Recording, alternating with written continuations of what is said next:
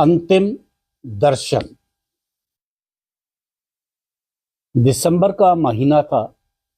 दिल्ली शहर का माहौल, जिसमें हवा में चारों ओर विषैली गैस फैली थी।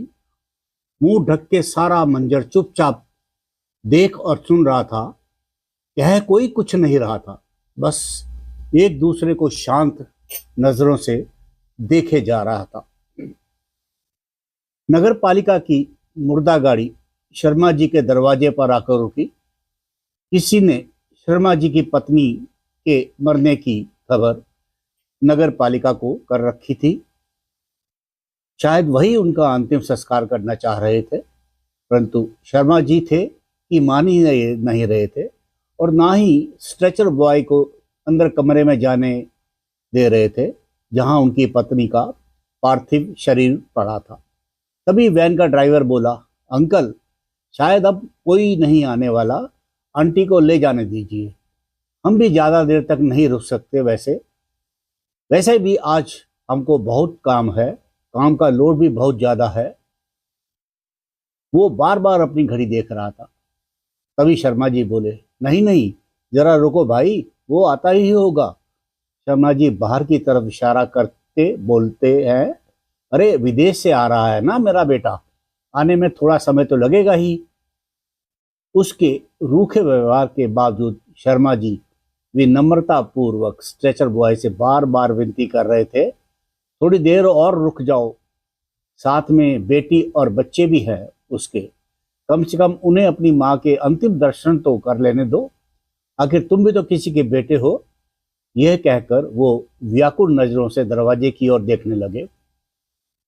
वो बार बार दरवाजे की तरफ दौड़कर जाते और लौटकर भीतर कमरे में पड़ी अपनी पत्नी के पार्थिव शरीर से लिपटकर रोने लगते। देखो, अभी तक नहीं आए वो सब लोग। तुम्हें तो बहुत विश्वास था ना, बहुत कुछ भी हो जाए तुम्हारी बेटी तुम्हें नहीं छोड़ सकती। एक ना एक दिन तो मेरे पास आएगी ही, आखिर कब तक अपनी माँ से दूर रहेगी। शर्मा जी बड़बड़ा रहे थे। बेटी को पढ़ाने लिखाने के लिए तुमने जो अपने सारे जेवर तक बेच दिए थे, पर देखो तुम्हारे जीते तो नहीं आई वो। तुम्हारे मरने की खबर सुनकर भी लगता है नहीं आएगी। वो पिछले 2 दिनों से अपने बेटे और बेटी का इंतजार कर रहे थे, लेकिन अभी तक वो लोग नहीं पहुंचे थे। शर्मा जी ने बेटे और बेटी को जब से ये खबर की थी कि उनकी माँ अब इस दुनिया में नहीं रही, उस खबर के बाद ना तो उसके बेटे का फोन लग रहा था और ना ही बेटी का। दोनों के फोन लगातार स्विच ऑफ बता रहे थे। हालांकि माँ के मरने की खबर सुनकर बेटे ने कहा जरूर था कि वह टिकट लेकर आज शाम को ही निकलता हूँ, कल सुबह तक आ जाऊंगा। बहू और रास्ते में दीदी भी साथ होंगी, लेकिन वो अब तक नहीं आए। 3 दिन हो गए आज, अब तो आ जाना चाहिए था उसे। और छोटी को आखिर कब तक पत्नी के पार्थिव शरीर को इस तरह रोके रखे। उनकी आत्मा बच्चों को सोच तड़प रही थी। जिन हाथों से उंगली पकड़कर उन्हें चलना सिखाया, जिन कांधों से बचपन से सहारा दिया, आज वही माँ बाप बेटे बेटी के लिए जी का जंजाल बन गए थे। एक बार मुड़कर ताकना भी गंवारा नहीं समझ रहे थे। जिन हाथों को बुढ़ापे में अपने थरथराते पिता के हाथों को थामकर उनका सहारा बनना था, आज वही बेटा उनके बुढ़ापे में मरना छोड़कर विदेश बैठा था। और बेटी की तो क्या कहें, कहा जाता है कि एक माँ बाप को सारे के लिए बेटियां वरदान होती हैं। एक की कोख से जन्म लेने वाले 2 औलाद में बेटा माँ आपको ठुकरा सकता है, लेकिन बेटियां अपने माता पिता को बुरा कभी नहीं चाहती। लेकिन आज बेटे को छोड़ उनकी परवरिश को गलत साबित कर रही थी। शर्मा जी पत्नी का सर गोद में लिए रोए जा रहे थे, साथ ही साथ मरी पत्नी से बातें किए जा रहे थे। उनके मुरझाए चेहरे पर चिंता और वेदना की लकीरें पसरी थी। अच्छा हुआ कि तुम मुझसे पहले चली गई। मैं तो यही सोचकर परेशान रहता था, मेरे बाद तुम्हारा क्या होगा। हरदम सोचता था कहीं मैं पहले मर गया तो कौन ध्यान रखेगा तुम्हारा, और कम से कम तुम्हारी चिंता तो नहीं रहेगी मुझे। फिर मेरा क्या है, मैं तो यूं ही जिंदा होकर भी लाश ही हूँ, और मुझे लाश बनाया है तुम्हारी अंधी ममता ने, तुम्हारे निश्चल और निस्वार्थ प्रेम ने। जिसकी आज किस्त भर रहा हूँ, कहकर पत्नी के शरीर से लिपट कर रोने लगे।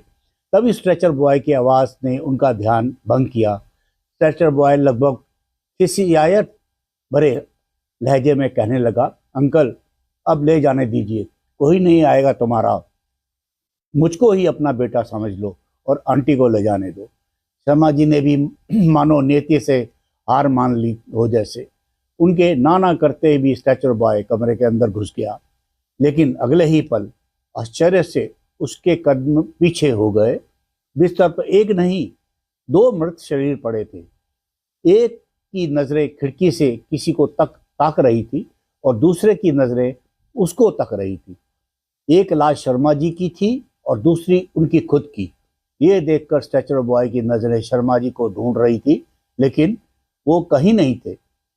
सच का एहसास होने के बाद स्ट्रेचर बॉय की रूह कांप गई। वो इतनी देर से शर्मा जी नहीं बल्कि उनकी आत्मा से बातें किए जा रहा था। इतनी देर शर्मा जी की आत्मा ने उसका रास्ता रोक रखा था और मानो सुनिश्चित करना चाहते हो कि उनका अंतिम संस्कार उनका बेटा ही करे। और स्ट्रेचर बॉय ने मुझे अपना बेटा मान लो कहते ही निश्चिंत होकर चल दिए हों। दूसरी तरफ बूढ़े माँ बाप को उनके जवान बच्चों के इस तरह मरता छोड़ जाने से पूरे मोहल्ले में की आंखें दर्द से छलछला रही थी। सबकी आंखें नम थी। हाँ, ये अलग बात थी जो किसी ने लाश को छुआ तक नहीं और ना ही उन दोनों के अंतिम स्नान और कर्म की जहमत उठाने की कोशिश की थी। अकेला स्ट्रेचर बॉय वेदना में डूबा अपना कर्म कर रहा था। आज वो मुर्दों की बस्ती से 2 मुर्दे साथ ले जा रहा था श्राद्ध कर्म करने के लिए, क्योंकि और कुछ ना सही शर्मा जी का अंतिम दर्शन तो सिर्फ उसने ही किया था, फिर चाहे उसकी आत्मा ही सही। दोनों की लाश जलाते स्ट्रेचर बॉय मन ही मन सोच रहा था कि कैसे अभागे माता पिता हैं दोनों। दुनिया फादर्स डे और मदर्स डे मनाती रहती है और इन्हें मरकर भी उनके बच्चों के हाथों मुखाग्नि तक नहीं नसीब नहीं। ये आज की सच्चाई है। खून के रिश्ते भी आज फीके पड़ गए हैं। दोस्तों, यदि मेरी ये कहानी आपको पसंद आई है तो आप कमेंट कीजिए, शेयर कीजिए और मेरे चैनल धनवंत पोंदी व्लॉग को सब्सक्राइब कीजिए और बेल आइकन को प्रेस करें। वीडियो देखने के लिए आपका बहुत बहुत धन्यवाद।